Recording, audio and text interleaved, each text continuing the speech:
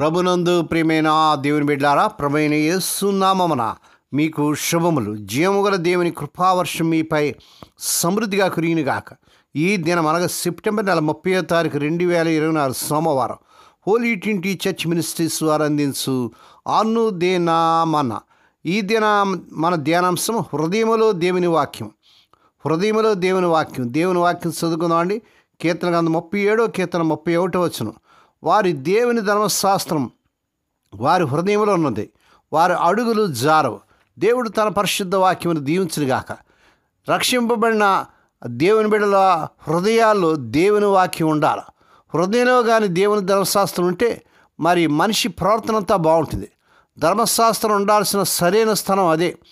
నిబంధన మందస్సములో ఆ 10 ఆజ్ఞల పలకను ఉంచబడినట్లుగా మనిషి హృదయంలో లేక విశ్వాసి హృదయంలో దేవుని ఆజ్ఞలు ఉండాలి. వాటికి ఏర్పాటు చేయబడిన స్థానంలోనే ఉండాలి. అవి హృదయంలో లేకుండా కేవలం తలలో ఉంటే అంతా గందరగోళంగా ఉంటుంది. వీపు మీద ఉంటే భారంగా ఉంటాయి. అవి హృదయంలోనే ఉంటే మనలను ఎత్తి పట్టుకుంటాయి. వారి దేవుని ధర్మశాస్త్రము అని వ్రాయబడిన మాట ఎంతో ప్రత్యేకంగా ఉంది. ప్రభువును మన సొంత దేవునిగా రక్షకునిగా గుర్తెరిగినప్పుడు ఆయన ధర్మశాస్త్ర విధులు మనకు స్వేచ్ఛ స్వాతంత్రాలుగా మారిపోతాయి. నిబంధన ప్రకారం దేవుడు మనతో ఉంటే మనం ఆయన చిత్తానికి లోబడాలని, ఆయన ఆజ్ఞల ప్రకారం నడుచుకోవాలని ఆతృత పడతాం. ఆ ఆజ్ఞ నా తండ్రి చేతికి ఇవ్వబడింది అయితే దాన్ని మనం నెరవేర్చడం నాకెంతో ఆనందం అని మనం చెప్పగలం. ఇక్కడ మనకు నిర్ధారణగా ఇవ్వబడిన వాగ్దానం ఏమిటంటే విధేయతా హృదయం. లోబడే మనసు ఉన్న మనిషి తాను వేసే ప్రతి అడుగులోనూ కాపాడబడతాడు. ఏది మంచిదో ఏది జ్ఞానయుక్తమైనదో అదే చేస్తాడు. పరిశుద్ధమైన ప్రతి కార్యము చాలా శ్రద్ధతోనూ జాగ్రత్తను చేయడం జరుగుతుంది. ఆ సమయానికి అది అలా కనబడకపోవచ్చు. మనం దేవుని ఆజ్ఞలు పాటిస్తూ ఉంటే దేవుని కృప అనే రాజమార్గంలో ప్రయాణం చేస్తున్నట్టే. దేవుని వాక్య ప్రకారం జీవించిన ఏ ఒక్క ఆత్మ కూడా ఇప్పటి వరకు దారి తప్పిపోవడం అనేది జరగలేదు. దీనత్వంతోనూ న్యాయబద్ధంగాను ప్రేమతోనూ ప్రభువులో భయభక్తులతో నడుచుకోవడానికి గాను ఆ దారిలో స్పష్టమైన సూచనలు గుర్తులు ఉంటాయి.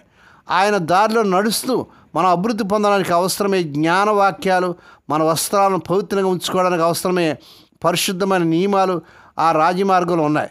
నీతిగా నడుచుకునే వారి అడుగులు ఖచ్చితంగా పడుతూ ఉంటాయి. అవి ఎప్పుడు ఎక్కడ జారిపోవు. అయితే దేవుని వాక్యం మరి చూసినట్లయితే యెహోషువ గ్రంథం 1వ వచనంలో, అయితే నేను నిబ్బరం కలిగి జాగ్రత్త పడి బహుధైర్యంగా ఉండి నా సేవకుడైన మోషే నీకు ఆజ్ఞాపించిన ధర్మశాస్త్రం అంతటి చెప్పిన చేయను. నీవు నడుచు ప్రతి మార్గమును చక్కగా ప్రవర్తించినట్లు నీవు దాని నుండి కుడికి కానీ ఎడమ కానీ తొలగకూడదు. దేవుని బిడ్డలారా, అవును, మన యొక్క పవిత్రమైనటువంటి యుద్ధంలో ప్రభు మనతో ఉంటాడు. ఇది ఒక ఆత్మీయ యుద్ధం. అయితే మనం ఆయన పెట్టిన నియమాలు ఖచ్చితంగా పాటించాలని గట్టిగా ప్రభు కోరుతున్నాడు. మనం హృదయపూర్వకంగా ప్రభువుకు లోబడాలి. విశ్వాసంతో ఉపయోగించే బలం, ధైర్యాన్ని చూపే క్రియల మీదనే మన విజయాలు ఆధారపడి ఉంటాయి.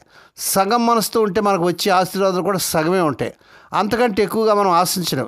జాగ్రత్త పడి దేవుని వాక్యంలో యెహోషువ గ్రంథంలో చూస్తున్నాం. జాగ్రత్త పడాలి. నీ ప్రవర్తన విషయంలో జాగ్రత్తగా ఉండాలి. మనం అతి జాగ్రత్తతో ఆలోచనపూర్వకంగా ప్రభువుకు లోబడాలి. అది సంపూర్ణమైన అర్థంతో అక్కడ పొందుపరచబడుతుంది. దేవుని చిత్తంలో ఉన్న ప్రతి అంశం గురించి మనం జాగ్రత్త పడాలి. మనం అన్ని సమయాల్లో, అన్ని స్థలాల్లో, అన్ని విషయాల్లో సంపూర్ణ సిద్ధపాటుతో ఆయనకి విధేయత చూపించాలి. మన ప్రవర్తన నియమ వాళ్ళంతా కూడా దేవుని వాక్యం చొప్పునే ఉండాలి. అక్కడక్కడ మనకు నచ్చిన ఆజ్ఞలను ఏరుకొని వాటిని పాటించడం కాదండి. ప్రభు ఆజ్ఞలన్నిటినీ ఉన్నట్టుగానే తీసుకోవాలి.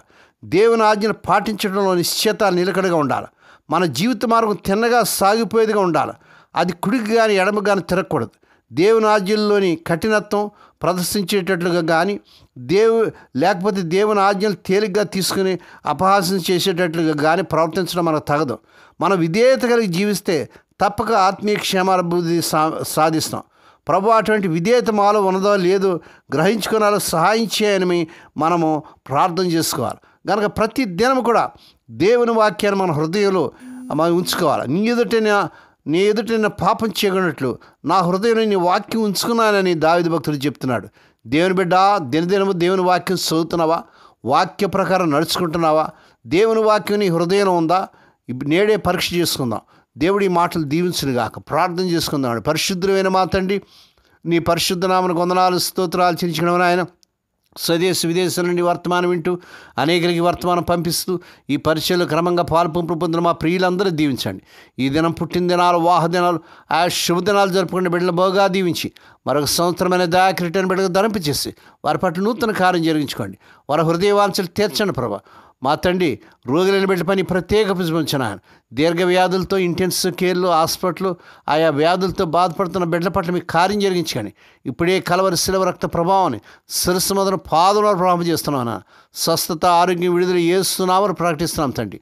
హోలీ ట్వంటీ చర్చ్ మినిస్ట్రీస్ ద్వారా మారుమూల గ్రామంలో పరిచయం చేస్తున్న దీనదాసును, దాస్తురాను, విధవరాను, దిక్కులేని బిడ్డలను, తండ్రి లేని బిడ్డలను జ్ఞాపకం చేసుకొని వారి యొక్క ప్రతి అవసరత తీర్చండి ప్రభా.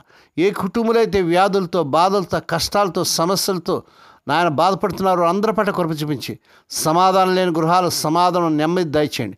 వివాహం కానికి యవన బిడ్డలకు నాయన ఈ నెలలో వారు కోరుకుని సకల సంబంధాలు కుదిరి వారి వివాహాలు ఘనంగా జరుగునుగాక. స్వదేశ విదేశాలు ఉద్యోగాలకు తిప్పబడుతున్న యవన బిడ్డలకు వారు అర్హత మించిన ఉద్యోగాలు వచ్చునుగాక. ఈ దినమంతట్లోని బిడ్డల చుట్టూ మీరు రక్తకం చేసి ప్రతి విధంగా కీడు నుంచి, దుష్టి నుంచి ప్రమాదాలు తప్పించి క్షేమకరమైన ప్రయాణాలు దయచేయమని సమస్త మహిమాఘనత మీకే చెల్లించుకుంటూ యేసయ్య పరిశుద్ధ నామమున స్తుతించి గణపరిచి వేడుకొని ప్రార్థిస్తున్నాం తండ్రి. ఆమేన్. మన ప్రభువైన యేసుక్రీస్తు వారి కృప, తండ్రి దేవుని ప్రేమ, పరిశుద్ధాత్మ దేవుని కన్నుల సహవాసము సదాకాలం మీకు తోడేండి నడిపించి బలపరచునుగాక. ఆమేన్.